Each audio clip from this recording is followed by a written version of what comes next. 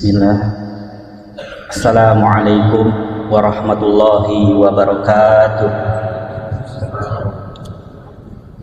Innal hamdalillah nahmaduhu wa nasta'inuhu wa nastaghfiruh wa na'udzu billahi min shururi anfusina wa min sayyiati a'malina.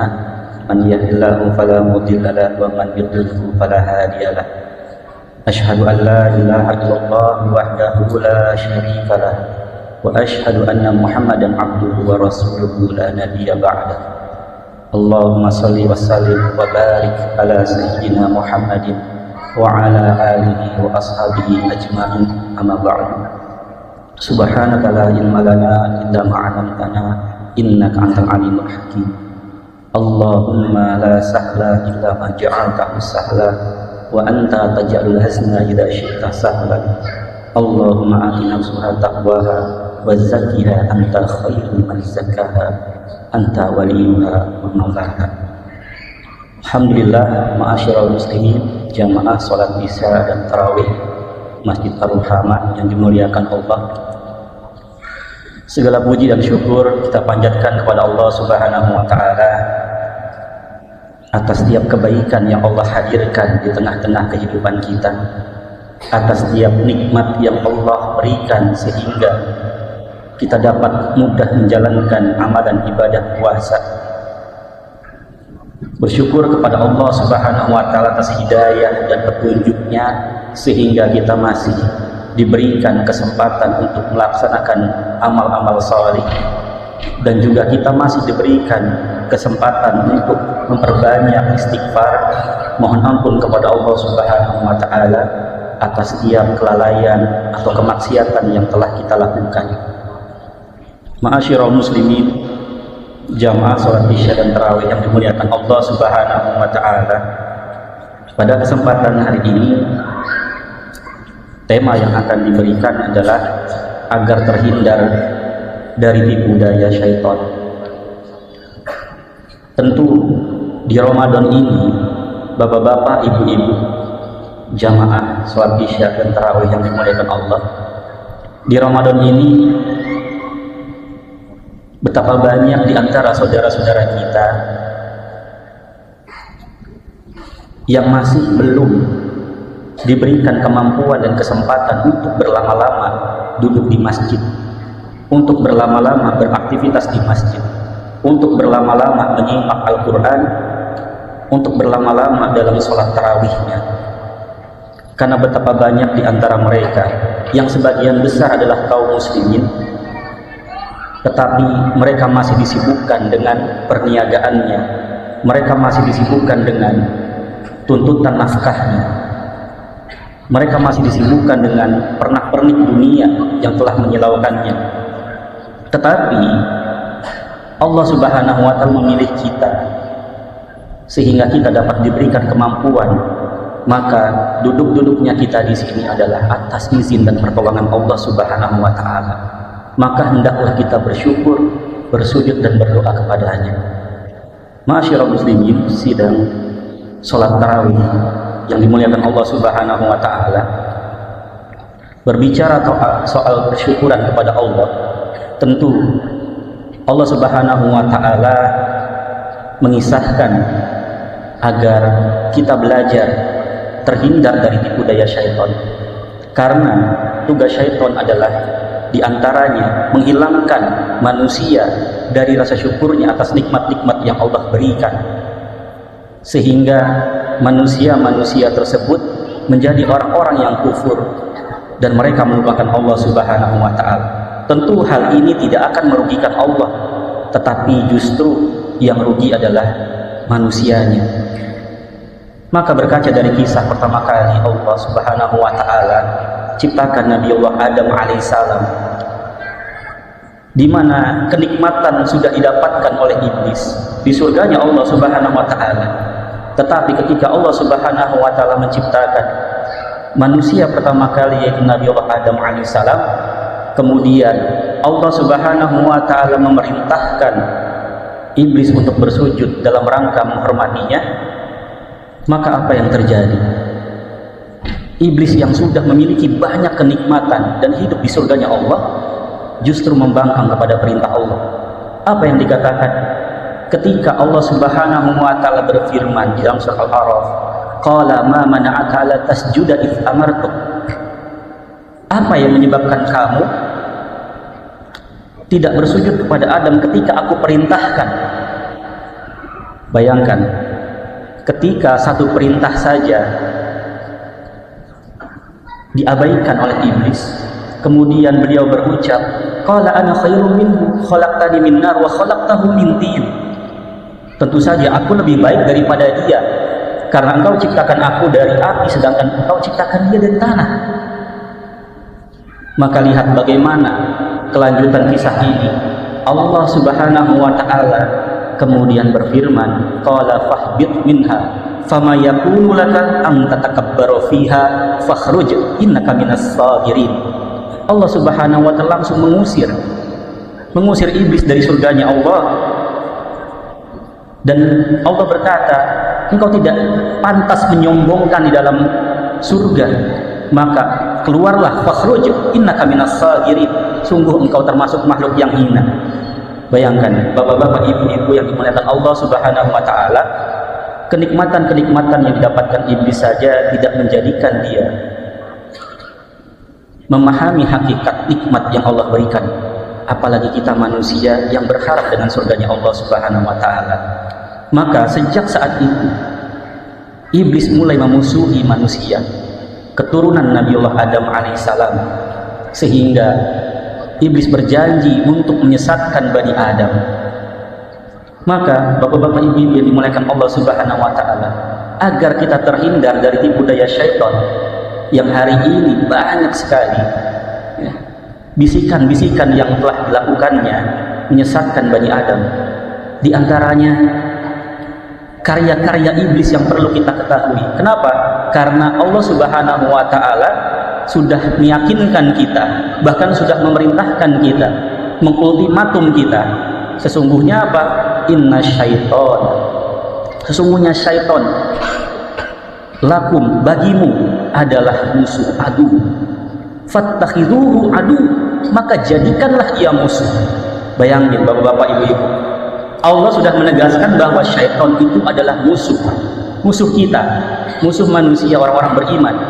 Maka kata Allah, fattakhidhu, jadikanlah ia musuh.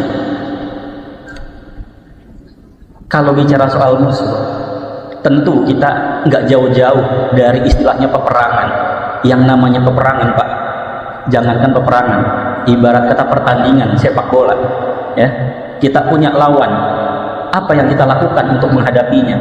Pasti pertama kita harus tahu strategi apa yang dilakukan oleh lawannya. Kita harus tahu karakter pemain lawannya. Bahkan kita harus cari tahu kelemahannya. Begitu juga ketika Allah Subhanahu wa taala memerintahkan kita untuk menjadikan iblis itu musuh, bukan semata-mata kita hanya memusuhi dalam hati, kemudian kita tidak mengenali siapa musuh kita, sehingga banyak yang tertipu, sehingga syaitan itu hanya ada di kalangan jin, sementara syaitan itu juga dalam bentuk manusia, minal jinnati wan nas. Maka kita perlu hati-hati dalam menghadapinya. Apa saja yang dilakukan oleh syaitan untuk menipu manusia? Yang pertama diantaranya adalah, memang syaitan tidak mampu memaksa kita, tetapi syaitan mampu melakukan bisikan-bisikan yang dapat menipu kita. Di antara bisikan yang syaitan lakukan adalah membisikkan rasa was-was dalam hati kita. Alladzi yuwaswisu fi sudurin nas. Dibikin perasaan kita was-was sehingga kita ragu akan sebuah kebenaran. Contoh yang paling kecil, dalam sholat, kita seringkali kalau sholat sendirian, munfarid, biasanya kita lupa rakaat. Betul apa tidak? Kadang-kadang, ya. Kadang-kadang ini rakaat 3, rakaat 4 nih, apalagi kalau rakaat 4 rakaat gitu kan, seringkali. Ya. Itu baru dalam ibadah sholat. Begitu juga nih anak muda, para pemuda yang sedang mencari pasangan, ketika dihadapkan usia yang sudah pas untuk menikah, udah punya bekal, udah punya ilmu, kemudian syaitan membisikkan rasa was-was, keraguan. Kita lihat di infotainment, kita lihat di media sosial, banyak sekali orang-orang yang gampang baru nikah muda, kemudian cerai, baru nikah, kemudian pisah. dan seterusnya seperti itu. Sehingga apa? Syaitan membisikkan rasa was-was, kalau gitu ntar aja deh, nunggu yang paling tepat aja deh. Akhirnya nggak jadi. Akhirnya siapa aja deh. Nah, ketika itu baru sadar itu adalah tipuan syaitan. Kemudian di antara bisikannya lagi, selain rasa was-was, syaitan juga menghiasi keburukan dengan sesuatu yang indah. Contoh, acara-acara hiburan kali ini, bapak-bapak, ibu-ibu, ya kan? Mungkin kalau anak 80-90-an, ya, kita sering nonton TV. Kalau sekarang kan enggak. Paling TV cuman buat berita aja. Sekarang kebanyakan ke gadget. Acara-acara hiburan di gadget itu luar biasa. Kalau dulu anak kecil, anak-anak kita, kalau kita dulu, zaman dulu, ya, kalau kita mau nonton sesuatu, film, kartun, katakanlah hiburan, itu nunggu hari Ahad, ya. Kalau dia kelewat, ya udah, nggak bisa balik lagi, nggak bisa request RCTI minta diputar lagi dong, nggak bisa. Tapi hari ini mau 24 jam semua film itu diputar, bisa. Dan itu targetnya adalah anak-anak. Menghiasi keburukan dengan keindahan, sehingga ngerasa bahwa oh, ini kontennya bagus. Tapi ternyata acara-acara yang dikemas, ya, kalau hari ini, kalau sempat sebelum COVID, tayangan-tayangan hiburan biasanya kapan?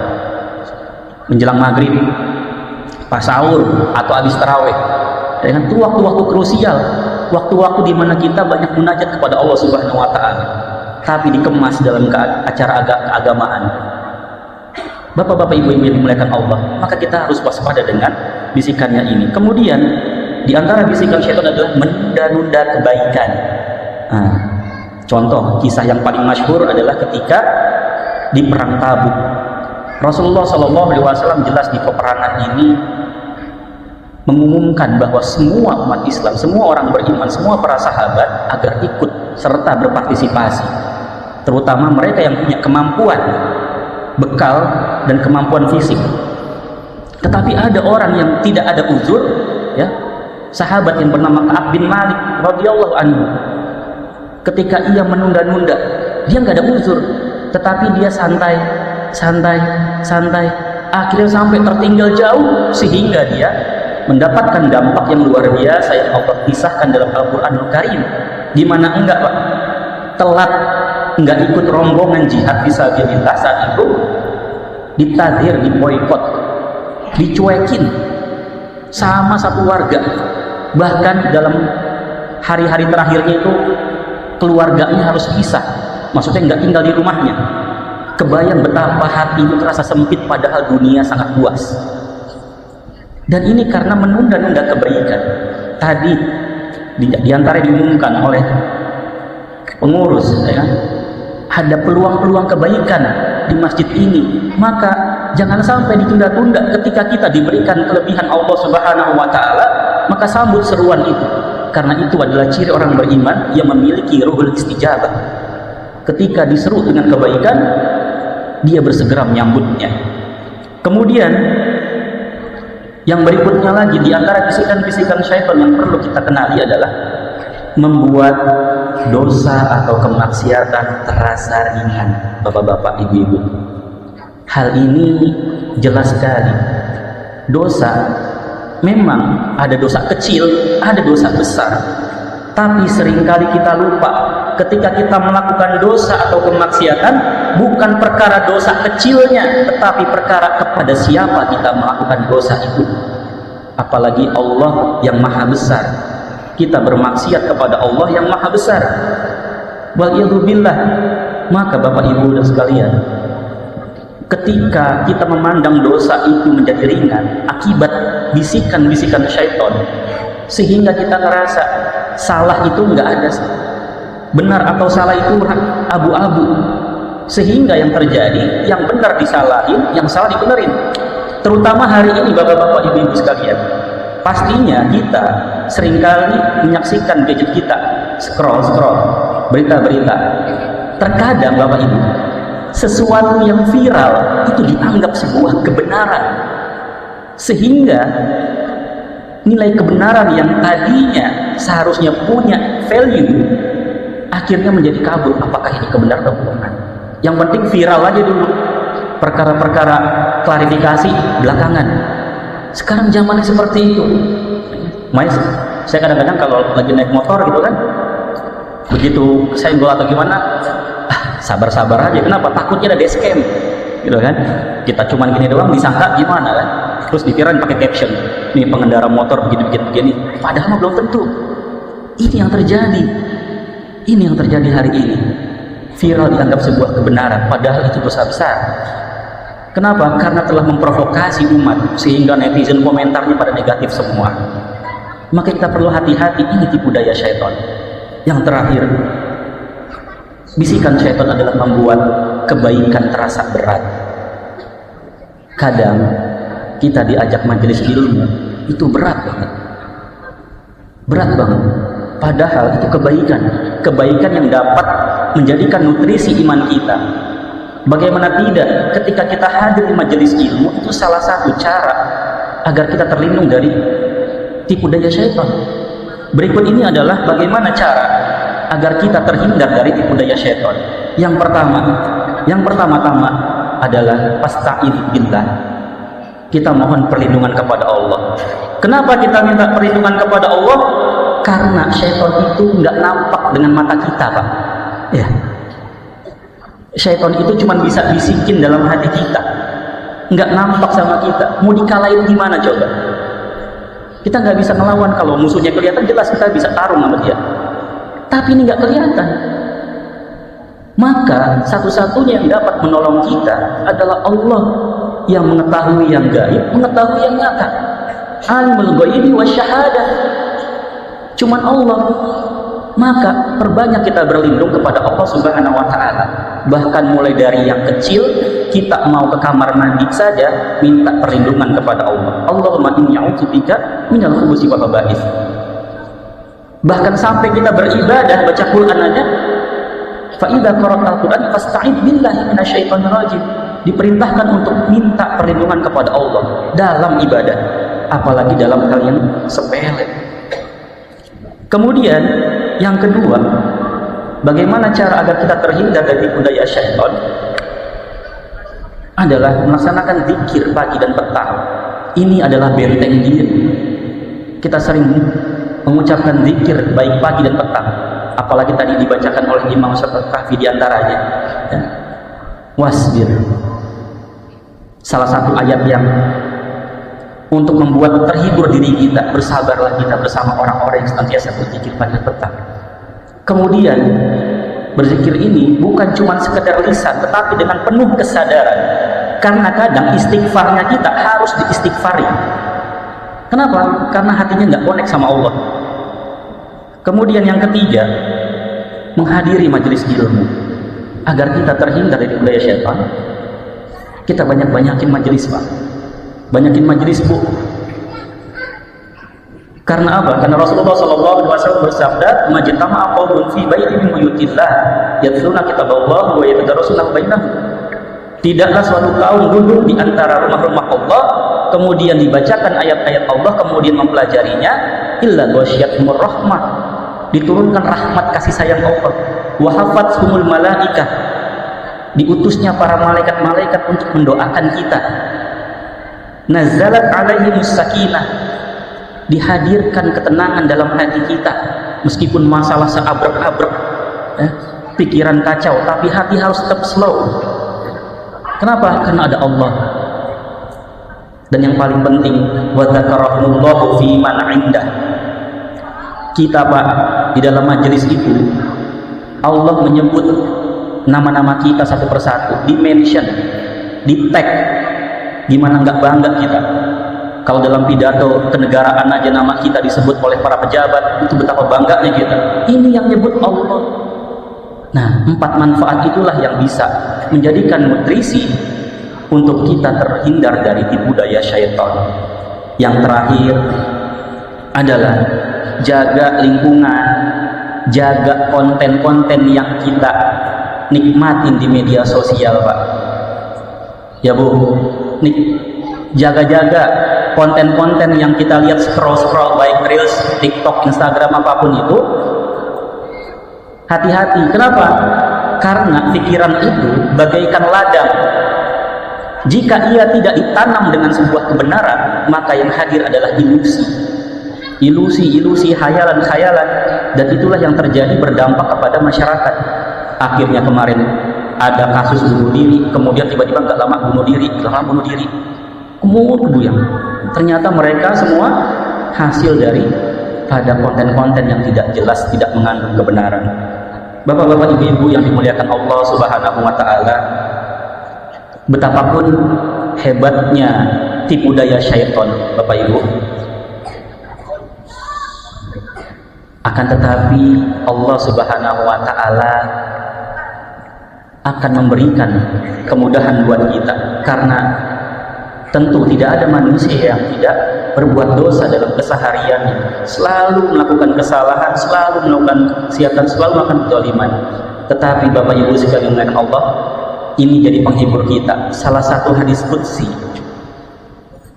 Allah Subhanahu wa Ta'ala berfirman, qala iblisu li rabbi bi izzatika wa jalalika la uwi bani Adam madamatil arwah la abrahu uwi bani Adam madamatil arwahu fihim. Di hadis ini diceritakan bahwa iblis itu disclaimer, Pak Bu, kepada Allah, demi keagungan dan kebesaranmu ya Allah, la abrahu uwi bani Adam madamatil arwahu fihim. Aku tidak akan pernah capek, nggak akan pernah lelah, nggak akan pernah pensiun untuk menyesatkan Bani Adam selama mereka masih hidup. Artinya kita akan terus bertarung dengan syaitan, Pak. Tetapi menariknya, Allah Subhanahu wa Ta'ala ketika menjawab statement dari iblis ini menjadi penyejuk buat kita. Apa yang dikatakan Allah Subhanahu wa Ta'ala? Qala Allah Ta'ala fa bi izzati wa jalali, kata Allah, demi keagungan dan kebesaranku pula, la abrahu aghfir lahum mastaghfaruni, aku juga tidak akan pernah capek, nggak akan pernah lelah, nggak akan pernah bosan untuk mengampuni dosa-dosa mereka, mastaghfaruni, selama hamba-hambaku masih beristighfar. Sampai-sampai Allah Subhanahu wa Ta'ala berfirman dalam surat Az-Zumar, qul ya ibadi alladzina asrafu ala anfusihim, katakanlah kepada wahai hamba-hambaku yang melampaui batas dalam kemaksiatannya, la taqnatu mir rahmatillah, jangan putus asa dari rahmat Allah. Innallaha yaghfiru dzunuba jami'a, sesungguhnya Allah mengampuni segala dosa kita. Aku qouli hadza wastaghfirullahi wa lakum. Demikian yang dapat saya sampaikan, lebih kurangnya mohon maaf. Barakallahu fikum jami'an.